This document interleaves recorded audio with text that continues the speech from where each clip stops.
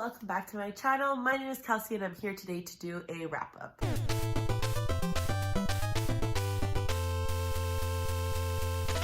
So as you can see, I did my makeup today. I'm not happy about it. I hate filming wrap-ups. I'm slowly discovering. I think it's just like I'm in my vlog era. Sitting down and talking to you for 40 minutes non-stop is just not how I want to spend my time some days. But alas, what is a book channel without talking about what I'm reading? So let's get into some stats. All right, so in terms of amount of books read this month, I read 13 books and that came out to 5,518 pages, which is about roughly 178 pages per day, well within my range of what I want to be reading per day. So I'm pretty proud of myself, especially because I know this month I didn't read for a couple days. So to have that average out to about 200 pages a day is like pretty good. Then in regards to rating, this one I had 3 5-star books. So I'm so fucking happy about this month. I had a really great reading month, especially because I read 5 4-star books as well, equally if not as good, so I'm really happy about that. Then we had 3 3-star books, 2 2-star books, and then 0 1 stars. So the average rating comes out to 3.81, which is fantastic. It's almost 4 stars. That's amazing, and I wish every month could be like that, but April's not going particularly well. Then just in regard to the author's identity, I read 4 books from male authors and 9 books from female authors. And then for the audience, we had 7 adult books, 5 YA books, and 1 middle grade book. And then just in regard to the format, because I do like seeing what I'm reading this month, I read 4 audiobooks and that actually came out to 78 hours on audio, which is nuts. And then 3 ebooks because I had quite a bit of ARCs this month, and then the rest of the books, the 6 books, were physical books. 3 books I will not be talking about because there is or will be other areas on the interwebs that I will be talking about them. So we'll get Clara and the Sun by Kazuo Ishiguro out of the way. I read this for my book club that I'm hosting on my friend's gaming channel. It's called Professor Kelsey's Book Club. When we have the date for this, it will be announced probably on my Twitter and Instagram stories, and it will be streamed on their YouTube channel, so I'll leave a link down below to it. So I won't get into my thoughts here, but just so you know I read it. Then if you have not been following me at all and don't know anything, I am hosting a Percy Jackson and the Olympians read along with my friend Honani, and we did a reading sprint, and I have an entire vlog out for this book, so I will leave a link down below to those 2 places because I did give some of my thoughts in the reading sprints, but majority of my thoughts in that vlog. So if you would like to know more about what I thought, this is one of the 5 stars actually, so just you know. And then the last book that you can find my thoughts elsewhere on is House of Sky and Breath by Sarah J Maas. Just know that I think this is trash, even though I am mass trash. I really didn't enjoy this book, and I will leave a link down below to my friend Lucy's live show for her book club, Why Haven't I Read This Yet? I'll leave a link to that down below. I do get really chaotic, and I do get really mean, and I do get really spoilery. So if you don't want that experience at all, I wouldn't suggest clicking on it, but if you want to laugh, it's down below. All right, let's get into the actual books I read, as opposed to those other books you didn't read. starting with a reread, which is The Return of the King by J.R.R. Tolkien. Again, if you've been following my channel for a while, you'll know that I have been picking up the Lord of the Rings series in order to reread them, to prepare myself to dive more into Tolkien's world that I have not yet. I've just stuck with my life rereading The Hobbit and The Lord of the Rings. So I really want to amend that this year, and I want to focus on starting more of like Tolkien's work. At this point, if you don't know what The Lord of the Rings is, it basically follows a hobbit named Frodo who is kind of dealt this task of taking a ring to Mordor in order to be destroyed, and along the way he goes with his fellowship and they get separated and they come back together, blah blah blah. I just feel like everybody knows this story, so I don't really want to get like too much into the synopsis for fear of spoiling. I'm very scarred.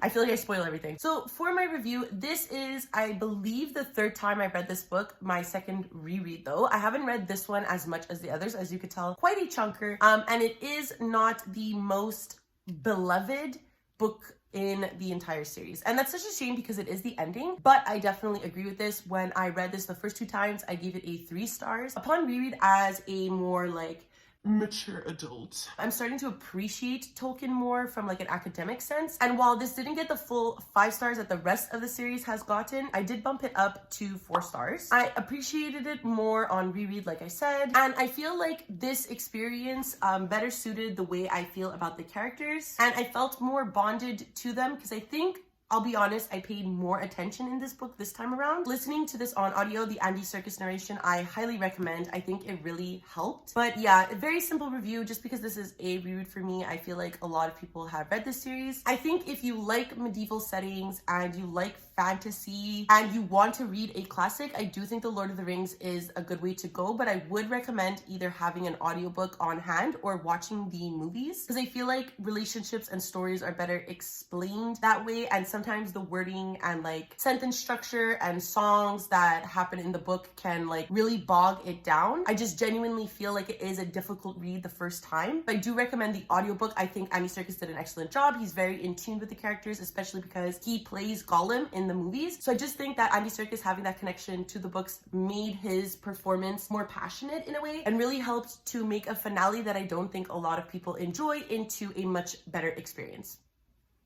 That is how I feel. The next book I picked up was The Strange Case of the Alchemist's Daughter by Theora Goss, and I read this for Mel Reads' Patreon book club pick. We are reading the entire series, so like one book a month, and this was the book for March. Basically, this follows a girl named Mary Jekyll, and she is the daughter of Dr. Jekyll. Mary discovers a clue that will lead to her father's mysterious path, so she sets off on an adventure with Sherlock and Holmes in order to discover what happened to her dad. Along the way, she discovers that this could have a relation to her father's co-worker, Mr. Hyde, and this causes Mary to meet Diana Hyde, Mr. Hyde's daughter. Along the way, they discover that their stories are more intertwined than they thought, and also intertwined with a bunch of other literary characters, other like literary daughters of literary figures. Basically, they're like solving a mystery, and it's really cute and I love it, and it's just precious. So this was an absolutely solid book and I flew through it. I think it was the perfect blend for me of what I love in YA. As an English literature graduate, anything that retells or blends classic literature is going to churn my butter, and this book absolutely delivered on that front completely. Every moment a new character was introduced, I was completely giddy about it. It was a pleasure to read from characters that I've read from before in classic literature in a new light, especially through the introduction of their daughters. I really enjoyed that part. The book is absolutely a joy to read because unlike the classics from which they hail from, the girls are incredibly funny. As most people bring up in a lot of reviews and like descriptions of the book, the girls kind of write the book together. So there's a lot of like interjections between them of like one girl writing something and another girl saying like, that's not how it happened. Or one girl will like describe herself in a specific way and another girl will be like, "Kay, shut up." Like it's really cute. And I couldn't stop smiling the whole way through the book because it absolutely charmed me. I think the overall mystery of the book was really interesting as well. It was completely engaging, and even though I would say it was fairly obvious what was happening in the book, I was definitely just along for the ride. I could give an entire essay on the depth and the scope of the literary comparisons and methods used within the novel, but I will stop being a nerd and just tell you to read this if you really like historical fantasy. I give this 4.5 stars. It was an absolute joy, and I can't wait to get into the second book. Next, I read a book for my 30 Before 30 project. This one, by the way, was also in that video. This is the autobiography of Malcolm X, and it is told to the writer Alex Haley. And this book stems all the way from Malcolm X's childhood up until, not his death, but it is up until that year. Malcolm X is really recounting his entire life. Much like a lot of white North American kids, I was only really taught about Martin Luther King and not Malcolm X. I had not heard or learned about Malcolm X really until I got to more higher education classes on American history. And so this memoir really opened my eyes a lot to the beliefs and teachings of Malcolm X, things that I had never heard or seen before. It was interesting to see the story start off with Malcolm X growing as a child and seeing how his younger experiences shaped him. As Malcolm himself reacts to his past, so do we as readers. I really appreciated seeing Malcolm like stand his ground, as well as his actions and choices. Like he admits to mistakes that he's made and he further reflects on them, but I appreciated that like he admitted to these differing mistakes and points of views that he had and was able to discuss how these things affected him. Like with most political figures, there are a lot of beliefs that Malcolm X holds that I don't 100% agree with, especially in regards to his belief on women's roles and stuff like that. But again, I do believe his best work was to come after his trip to Mecca. Even in his memoir, it is clear that this trip was a turning point for Malcolm, and it's really a shame that he died so soon after that, because through listening to this memoir and finally understanding Malcolm's beliefs, I wonder where he would be today, because I truly do believe that he would have been a changing figure in our history. It's a really, really, really interesting memoir that I would really recommend to those who want to understand and learn more about Malcolm X and more about his beliefs. Alex Haley and Malcolm X really worked together to create a really concise and important memoir that, even though it was published in around 1965, is still really prevalent to today. Also, I did listen to this on audio as well, and Lawrence Fishburne's narration was extremely solid and passionate, and I would highly recommend it if you are able to do so. I ended up giving this a 4 stars. It was a really interesting experience. After that, I read an arc for All My Rage by Sabaa Tahir. This is Sabaa Tahir's first foray into contemporary work, which is why I was super interested in reading it. I have read from Sabaa Tahir's YA fantasy series, And Ember in the Ashes, which I'm hoping to continue this year. I have a little vlog idea coming soon for that, but anyways. This is a book that basically follows 2 timelines. The first of which takes place in Lahore, Pakistan, and follows a woman named Misbah, who is a dreamer, and she just wants to live like a fantastic life. After she is married, her and her husband move to the United States and open up a motel in Southern California. The second timeline follows Misbah's son, Sal, and his friend Noor as they kind of navigate a difficult and rocky relationship, all while they deal with the ailing health of Sal's mother, Misbah. I think you can tell by that synopsis that the story was going to be sad, and it really was. Like, I absolutely have no words to describe how amazing this book was, other than the fact that I sobbed like a giant baby at the end of this book, and I will insert pictures now. And I mean, like, if you want to rewind and relook at those photos, I mean, like, out loud, full sobbing, snot coming out of my nostrils, crying. And like I said before, I have read from Sabaa Tahir before, but because this was her first dive into contemporary, I really didn't know what to expect. But once I got into the beginning of the novel and I began to read the story, I knew that this was gonna hit me in the feels. I knew. I didn't know how much, but I knew. The novel has one of my favorite tropes, and that is following like an intergenerational tale. And I really do think that Tahir did this in a profound and moving way. The stories for all 3 of our main characters were absolutely heartbreaking, even though the beginning portion of the novel is a little quiet. Elements are like hinted at and suggested, but the sadness portion of the book really starts in the middle and grips you from there. Although I am not Pakistani myself, I am from immigrant descent, and the discussions surrounding being a part of an immigrant community, the struggles faced with living in a new country and how that is passed on to your children, still struck a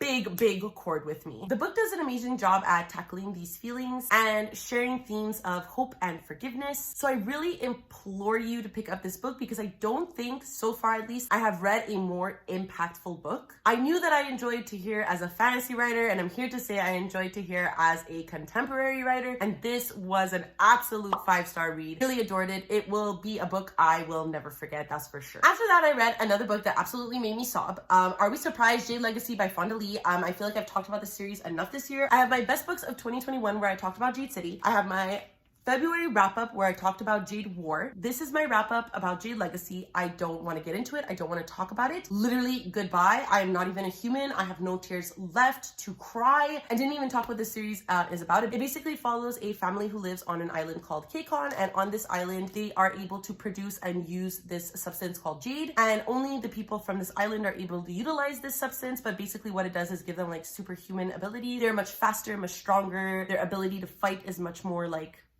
better. The core of the novel is following these 2 rivaling families as they try to control the jade consumption. I have no thoughts. I really don't know what else to say that I haven't said before. This was a perfect finale. Everything that Fonda Lee will ever do ever again. I am here for it. This woman can literally spit on me and I would give it 5 stars. So that's it. That's all I'm gonna say. Oh, also, if it wasn't clear, I gave this 5 out of 5 stars, obviously. After that, I read another arc called Peach Blossom Spring by Melissa Fu. This is another book that follows a multi-generational story and begins in 1938 China, where a young mother named Mei Lin is fleeing her town with her young son Ren Shu because the Japanese army is fast approaching. The second timeline takes place years later in the United States, where Ren Shu has settled under the name Henry Dao. And then the final timeline is kind of intertwined with that one because it follows Henry's young daughter Lily as she tries to understand her culture and where she comes from, but her father does not want to discuss it or talk about it or deal with it. So when I first started reading this book, I read a lot of reviews that this is a debut novel, and I am completely shocked because this book was fantastic. It captivated me from the first sentence. Fu's prose is really beautiful, and because of her prose, you are able to fully immerse yourself and understand the setting that the book takes place in. Like I said, the novel switches perspectives between the 3 generations of this Chinese family, but I had such a pull to the character of Mei Lin from the beginning. She had such strength and resilience to take care of her son. It was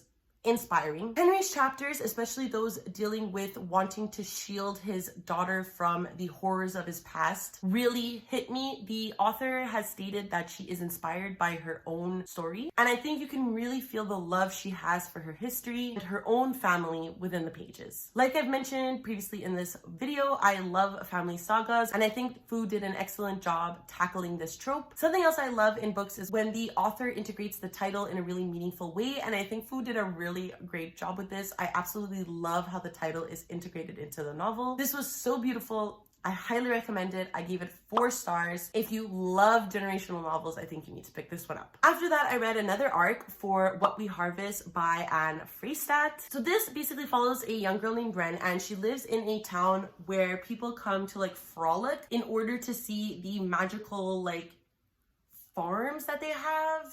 They have like these miracle crops, so some of the watermelons are like 10 times bigger and much more juicy, or like the bread is like rainbow colored naturally from the wheat. However, a couple of months before this book starts, this thing called the blight is ravaging through the town. So it started just with these magical crops, and then it started to affect the animals, and then it started to affect the humans, and everyone is infected with this blight, and it makes them become these like zombie one-minded group of people. So while I did overall really enjoy the spookier aspects of the novel, it was really the overall plot that fell flat for me. I really enjoyed the world building and the aspects of the town that are like a part of their history, and this aspect of legacy and generational things passed down to children. Can you see a theme with things I enjoy? So that entire background plot was really interesting, and honestly, I wish the novel kind of focused only on that. The mystery of the blight is what kept me going throughout the entire book, especially because that is mixed in with the generational legacy aspect of the book. But I felt like the book really faltered with our 2 main characters. Ren and Derek are extremely flawed, and this is not in a good way, not in the way that I usually enjoy flawed characters. They constantly made terrible decisions, okay? And I simply cannot get behind people when there is like basically a zombie apocalypse and you're traveling outside. Doesn't make sense to me. They were risky, and even though things ended up working out for them in the end, because obviously they had to, I feel like their actions didn't even have major consequences for what they chose to do. In addition to this, the novel had a pretty big buildup of the mystery behind the blight, but the resolution honestly was really fast and like not really explained, to be honest. And also there were like a lot of aspects of the story that I feel like could have been explained further or like a lot better. And in addition to this, I think that the novel was too quickly paced, and I think if the novel had better pacing, tighter plotting, and more explanations concerning the world building, I think it would have been a much more effective novel. Were this novel to have 50, even 100 pages more, I think it would have been a much more solid book, and I ended up giving this 2.5 stars, unfortunately. After that, I read When We Were Birds by Ayana Lloyd Banwo, and I received this final copy from the publisher in the mail, like really surprisingly. A nice hardcover edition with like this beautiful like cover. I was absolutely obsessed and I wanted to read it right away. So this book takes place in Port Angeles and follows 2 main characters, one named Darwin. Darwin's family is struggling as his mother is ailing and is not able to work any longer, so Darwin takes up this job at a funeral home, basically burying bodies. The second perspective follows a young girl named Yejide, who after the death of her mother slowly discovers that she is able to see spirits, enter other planes, that kind of thing. So the two meet one day randomly and their lives kind of intertwine due to both of them having a foot at death's door, kind of. So this was hands down probably the most beautifully written book I have read so far this year. On page 1, I was extremely captivated by the dreamlike prose, and Lloyd Banwo is extremely talented in this regard. Both the setting and the dialogue between characters really set the novel in Trinidad and added to the overall atmosphere of the novel, paired with said romantic style of prose. Darwin is by far my favorite character. His chapters were the most interesting to read from. On top of that, I feel as though he is the more fleshed out character of the two. Yejide, although she had the more magical character arc of the novel, didn't feel as interesting to me. And I think this is due to the fact that we didn't spend that much time with her character to really understand those surrealist aspects. I also felt like the relationship between the two characters was really rushed and just didn't feel complete to me because I feel like they didn't have as much interactions for the way that it ends. I do also wish that the themes of death and destiny paired together was a little bit more explored. And I think that is just due to the length of the novel. The pages are thick, so it looks bigger than it is. It's really only 288 pages. And I really would have not minded at all to read even 100 pages more of the book to fully develop these two characters. I still think that this was a great debut. I ended up giving this 3 stars and I just can't wait to pick up from this author. I think she has an amazing skill and I'm really looking forward to seeing what she puts out next. And then the last day of the month, I was feeling really like sad and slumpy. I had a little bit of a sinus infection, so I was just like overall really bleh. And I just wanted to be happy, so I read 2 mangas. I'm not gonna spend a lot of time on them. The first one is Dreaming Sun by Ichigo Takano, and I picked this up because I really enjoy Takano's Orange manga series volumes. Those absolutely beautiful, gorgeous, amazing, fantastic works. Dreaming Sun, however, has never been my favorite. This is volume 2. Basically, this follows a young girl who runs away from home because her dad's wife has a new son, so she doesn't feel loved anymore, so she runs away from home. And this guy that she just sees him randomly in the park, and he's like, you can come live with me if you do 3 things for me. You just have to let me know, 1, why you're sad, 2, find my keys because I'm sleeping in this park because I don't have my keys and I'm kicked out of my apartment, and 4, have a dream. If the synopsis sounds weird to you, it's because it is weird. So I don't think this is a manga series for me. The series doesn't seem to offer as much heart or depth in it as Orange did. And then this volume particularly opens up with a pretty jarring scene of the main character's insecurities and how they go straight to the mall to fix her insecurities and make her beautiful. I don't know. I don't want to talk about this more. I gave it 3 stars because it's still cute and it's still angsty, but I really don't think I'll be continuing the series. I don't think I'm ever gonna give any of the volumes in this series more than 3 stars, so. And then the last manga was such a jump. This is one of my favorite contemporary manga series. It's called My Love Story by Kazune Kawahara, and I gave this a 4 stars. This basically follows a young boy named Takeo and his girlfriend Yamato, and they are super cute and innocent, and they're just starting out their relationship. But it also follows Takeo's friendship with his friend Sunakawa, just how the trio of them learn to love one another. Takeo and Yamato learn to discover their relationship and be together. It's absolutely adorable. I highly recommend this series. Joy to read. I always have a grand old time and I can't wait to pick up the next volume. I don't think I have it. I think I have to order it, which is a downer because I would have read it this month. I just absolutely love this series. It's so cute, so fun, so innocent, so precious. I have no bad things to say. So that's it. Those are all of the books I read this month. Please appreciate the effort I took to put my makeup on and talk to this camera for a full hour. If you have read any of these books, please let me know down below. Did you like them? Did you hate them? I'm always up for discussions. Let me know why you think Fonda Lee is the best author ever. If you would like to follow me on any of my other social medias, I do leave a link down below to my Twitter, Goodreads, and Instagram if you would like to follow me there. But because it is the end of the video, please do not forget to subscribe, and ring the notification bell if you would like to support my channel in any way, because it makes me feel good and does wonders, and I appreciate it, so thank you. And that's it. I don't know what else to say. Catch you in the next one. It will be a vlog, I promise.